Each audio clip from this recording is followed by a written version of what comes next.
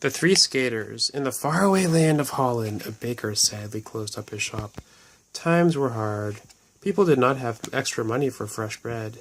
He walked off into the cold afternoon carrying a worn sack with a few loaves of leftover bread. Picturing his family all warm and snug by the fireplace.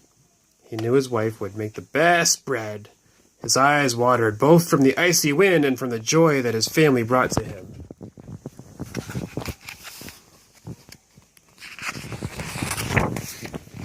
The baker blinked the tears away and kept walking. When he reached the frozen canal, he sat down upon a log and strapped on his wooden skates to his feet.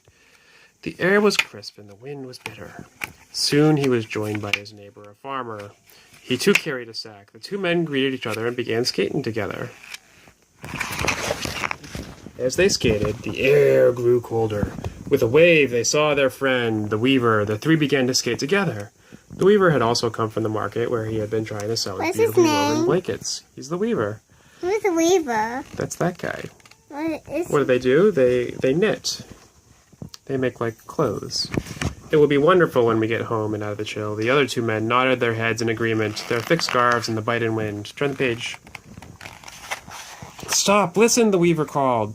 The three men stood on the icy canal, staring at an old barn in the field. Suddenly, a slice of sunlight split through the clouds and shone onto the barn. The three men heard the sound again and recognized the cries of an infant. Without another word, all three men stepped off the ice and began walking toward the barn. Okay. Inside the barn, a young woman sat on the floor holding a newborn child. She smiled at the surprised men. They returned her smile. A man was raking hay in the stall. We are on our way to visit relatives, he explained. Traveling will be difficult now with the infant. You can change the page. The scene touched the three men. All at once they took the items from their sacks and placed them near the bed. Then without a word, the farmer, the baker, and the weaver left the drafty barn and skated off again. Now their sacks were empty, but the three men felt in their hearts. It's the baby.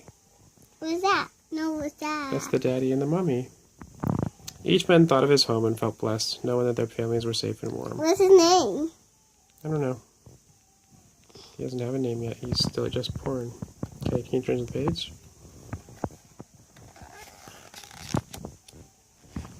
Three men were so deep in thought that they did not notice their stacks growing heavier. Slowly each sack was filling, as if someone was dropping items into each one, but the men did not notice. However, they lived near the village where they lived. By the time the baker reached his front door, his sack was very heavy and filled to the brim. What happened? Why are their sacks so full? Let's turn the page and find out. The baker put down the sack. His family cried out as they discovered the cakes, ham, bread, spices, fruits, and vegetables it held. Dear, we are blessed. As the baker shared the amazing story of the family in the abandoned barn, he thought of the farmer and the weaver. There was no need to wonder. All three men had given everything they had out of the generosity and goodness of their hearts and had witnessed the same miracle. And though the winter winds howled outside, it was the warmest night the farmer, baker, and the weaver ever had, because they were all had food. It's at the end. The end. And that's the deck, the hall.